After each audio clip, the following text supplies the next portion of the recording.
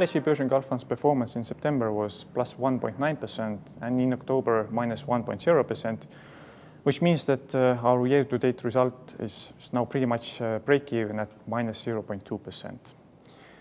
When you're looking at the fund's valuation chart, then you can see that valuation has become even more attractive.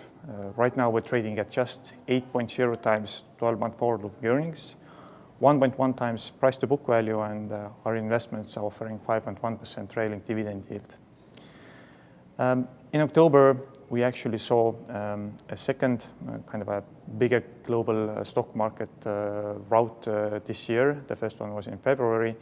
And the reason for that was higher interest rates and escalating tensions between the US and China, which actually resulted in US stock market index S&P 500 coming down more than 10% from top to bottom in October. And when you're looking at year-to-date results across the world, then you can see that European stock exchanges are roughly at minus 9%, emerging markets at around minus 17%, and China being one of the worst at minus 22%. And when comparing our break-even result to those numbers, then actually it's not too bad. The Middle Eastern markets have fared quite well in this environment. In the Middle East, something that had a bigger temporary effect on the stock markets was the killing of journalist Jamal Khashoggi in Saudi Arabia's embassy in Istanbul. It's definitely a very ugly story and quite appalling, since he was an open government critic, and eliminating government critics in such a manner is certainly a horrible thing to do.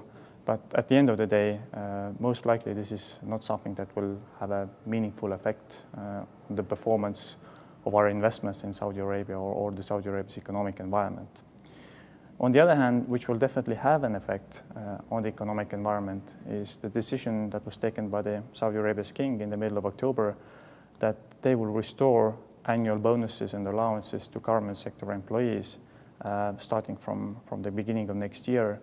And since 2/3 of the Saudi Arabia nationals work in the public sector, then this will have a very big and positive effect on the consumer confidence and consumer discretionary spending next year. As you can see on the our investments pie chart, then as of end of October, 25% of our investments are invested in Saudi Arabia, which means that if the economic environment improves in Saudi Arabia, then we will definitely benefit from this.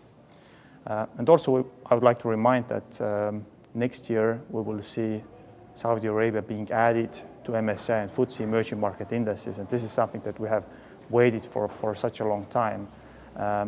This is very important development because it will bring more than $10 billion of foreign investor money into the Saudi Arabia Stock Exchange, and hopefully will have a positive effect on the share prices there. Thank you.